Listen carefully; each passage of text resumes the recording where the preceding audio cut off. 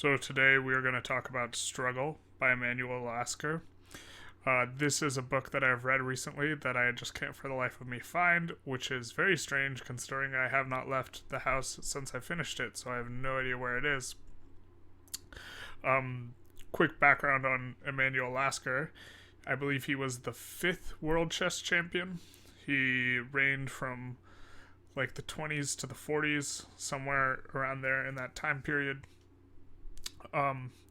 He was good friends with Albert Einstein, is an anecdote people find interesting, and he was a very strong chess player, particularly at defending positions which were difficult, which makes sense given his philosophy, which he outlines in his book Struggle, which has the unfortunate, he wrote it before Hitler wrote Mein Kampf, but Struggle in German is Kampf, so I think that title doesn't help him very much in retrospect.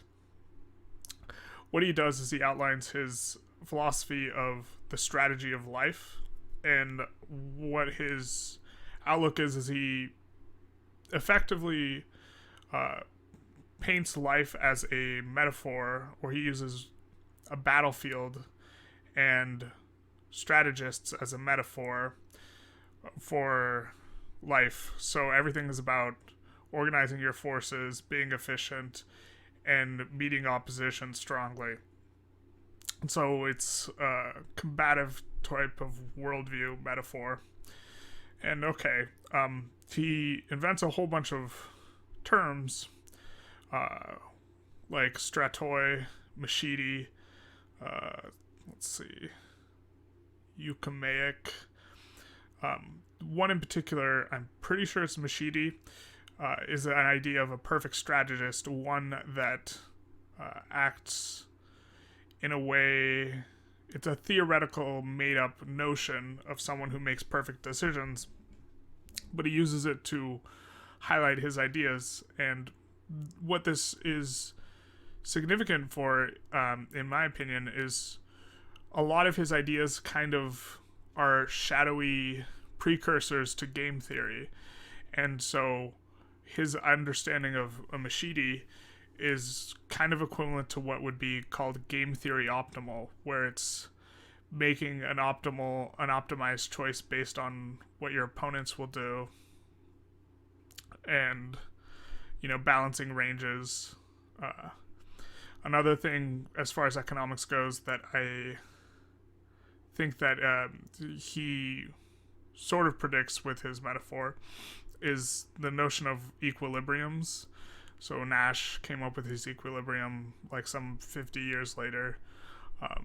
But the idea is a little bit similar, where at a certain point you make your opponent indifferent to attacking or defending a given position. And he talks about how this will usually be the outcome is indifference, because otherwise someone would have attacked way earlier, something to that effect. It's interesting to having some background in economics to read through his ideas and see how they are close to some economic ideas in game theory. And it makes some sense because Lasker was in a sense, a master of games if you're thinking about chess.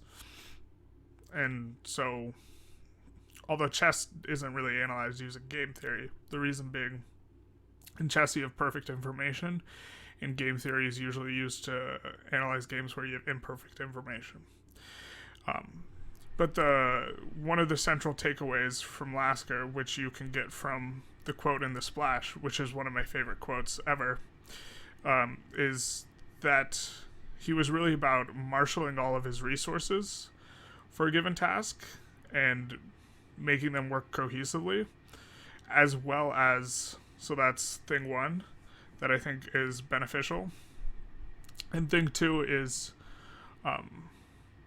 he kind of has the stoic mentality of if he's going to lose, then he's going to lose as best he can, and he's going to make his opponent, once again using the battlefield metaphor, he's going to make his opponent bleed as much as possible for every inch that he gives up. and just slowly inflict as much damage as he can while he's losing, which comes back to him being a particularly strong defender in chess. I think that life philosophy informed how he was able to defend difficult positions, because he was trying to make them bleed. Even if in chess, often it's very clear you're going to lose, or your position's losing, although perhaps you're not already lost, and it's difficult to defend psychologically, because, like, man, defending a lost position is not very much fun. But maybe Lasker thought it was a little bit more fun. Fun's probably not the right word. He would have considered it perhaps his duty to defend as strongly as possible, that he would need to satisfy the demands of justice. There is a little side note is Lasker, there's I think 2 or 3 little bits where you very clearly understand that Lasker was a bit of a racist. And so if that bothers you, then just avoid it. Although this book's not very good anyways. I think this is the worst book that I've read 3 times. I've read this book 3 times, and it is... it's hard to recommend. He makes up a whole bunch of terms, and then he uses them to outline his philosophy of life, and it's... I wish he didn't make up a bunch of terms. It makes it very clunky, and even then, a lot of his ideas are just not very good. There's some gems in there. So, let's get into the ratings. For utility, I gave it a 3.5. I don't think that this combative metaphor is particularly dynamic, and so I don't think it's a good metaphor to use alone for informing your life. Also, almost all of the book is very abstract. He's talking about stratoi, machites, euchemaic, all this stuff, and you're like, it's just a bunch of clauses, and all the examples basically have to do with battlefields. For entertainment, I gave it a 4. I found because I like Lasker, I might have scored this a little bit higher than it ought to be, but okay. For interest, I gave it a 7.5.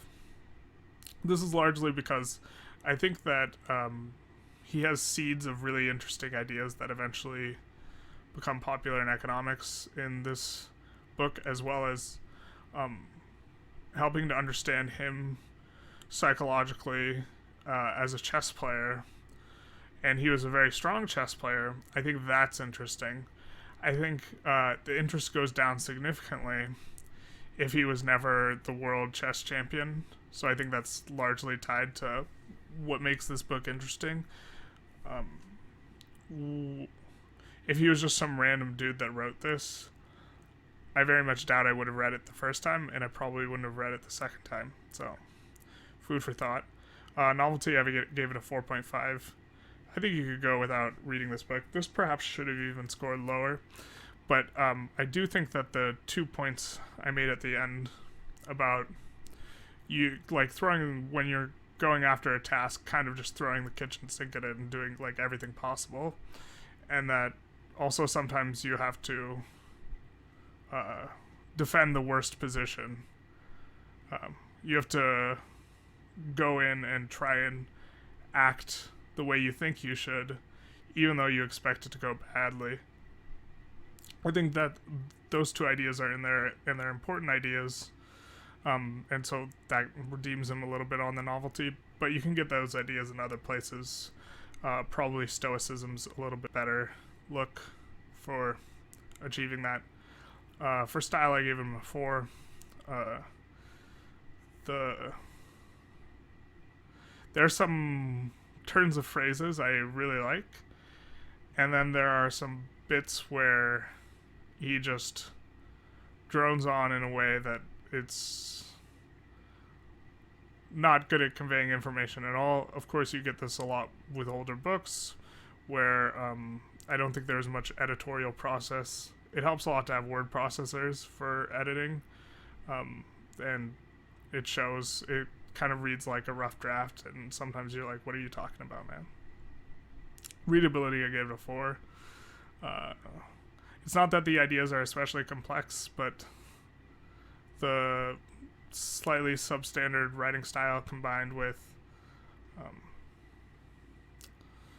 him making up a bunch of terms that you have to learn in order to understand what he is saying makes it more difficult to read ideas that perhaps shouldn't have even been that difficult to understand in the first place. Also, I think you have to read between the lines to get a lot of the value out of the book.